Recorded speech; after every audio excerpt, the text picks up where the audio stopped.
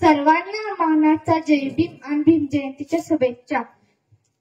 तुझ्या या बंदुकीला ही नी चिमणी घाबरत नाही, तुझ्या ह्या बंदुकीला ही नी चिमणी घाबरत नाही, आणि बुद्ध मागे लागला ना तर भल्या भल्यांना सुधरत नाही। तसेच या जगात 3 गोष्टी कधीच लपून राहू शकत नाही, ते म्हणजे सूर्य, चंद्र आणि सत्य। जगाला शांततेचा संदेश देणारे महाकरुणीय तथागत भगवान गौतम बुद्ध, युग प्रवर्तक, बहुजन प्रतिपालक छत्रपती शिवाजी महाराज, छत्रपती संभाजी महाराज, सत्यशोधक, समाजाची स्थापना करणारे सत्यशोधक महात्मा ज्योतिराव फुले, क्रांतिज्योती सावित्रीबाई फुले, पहिली स्त्री शिक्षिका फातिमा शेख, आरक्षणाचे जनक Chhatrapati Rajarshi Shahu Maharaj, the great Indian leader, father of constitution, symbol of knowledge, परमपूज्य महामानव, बोधिसत्व, प्रज्ञासूर्य, विश्वरत्न, महामानव डॉ. बाबासाहेब आंबेडकर, त्यागमूर्ती माता रमाई, माता भीमाई यांच्या पवित्र स्मृती स्त्रीवर अभिवादन करून मी माझ्या भाषणाला सुरुवात करते।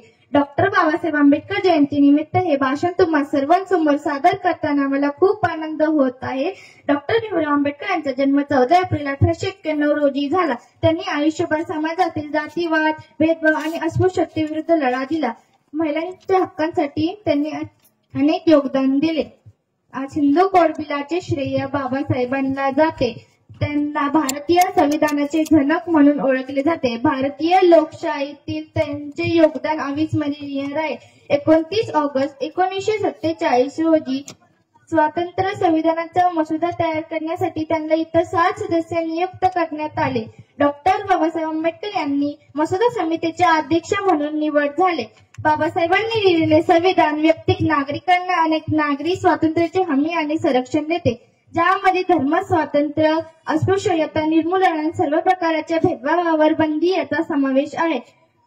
डॉक्टर बाबासाहेब आंबेडकरांच्या अनेक उल्लेखनीय योगदानामुळे त्यांना निश्चितच भारतीय संविधानाचे मुख्य शिल्पकार मानले जाऊ शकते। सामाजिक दुष्प्रवृत्ती दूर करण्यासाठी त्यांचे प्रयत्न उल्लेखनीय आहेत।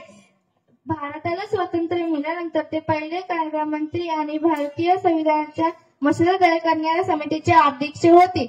डॉक्टर बाबासाहेब आंबेडकरांनी स्वातंत्र्य मजूर पक्ष, इंडिपेंडंट लेबर पार्टी नावाचे एक राजकीय पक्ष स्थापन केला। भारताला स्वातंत्र्य मिळाल्यानंतर ते पहिले कायदा मंत्री आणि भारतीय संविधानाचे मसुदा तयार करण्याच्या समितीचे अध्यक्ष होते। भारताचा कायदा सुव्यवस्था आणि संविधानाच्या निर्मितीत डॉक्टर बाबासाहेब आंबेडकरांचे मोठे योगदान होते। ते नेहमीच दलितांवरील भेदभावाच्या विरोधात होते। त्यांनी दलितांचे समर्थनार्थ नवीन कायदे केले आणि त्यांना इतर जातीप्रमाणे शिक्षण आणि समान अधिकार दिले। डॉक्टर बाबासाहेब आंबेडकरांच्या सर्वात मोठ्या कामगिरीपैकी एक म्हणजे भारतरत्न 1990 मध्ये त्यांना भारतरत्न पुरस्कार मिळाले। ते एक शास्त्रज्ञ, समाजशास्त्रज्ञ, स्वातंत्र्य सैनिक, पत्रकार, मानवाधिकार कार्यकर्ते, तत्वज्ञानी आणि बरेच काही होते।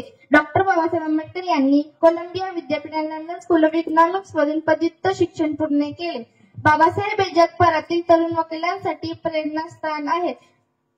भारतीय समाजाचे महान नेते भीमराव आंबेडकर यांनी यांच्या योगदानाद्वारे तत्कालीन समाजात सुधारणा घडवून आणण्याचे काम केले। त्यांच्या मते ज्या व्यक्तीला त्यांच्या हक्कांपासून वंचित ठेवला जातो तो समाजापासून वंचित असतो। त्यांनी जातीवाद, असमानता आणि जमीन हडपण्याच्या विरोधात जोरदार भाषण दिले आणि समाजाला एकता आणि समृद्धीकडे वळवण्याबद्दल बोलले। भीमराव आंबेडकर एक महान नेते आणि समाज सुधारक होते। त्यांनी आपले जीवन भारताला समान आणि न्याय समाज बनवण्यासाठी समर्पित केले। त्यांचे विचार आणि आदर्श आजही आपल्यासाठी प्रेरणादायी आहे। शेवटी जाता जाता मला पॅन्टर नामदेव यांचे शब्द लक्षात आले, ते तुमच्या समोर सादर करते।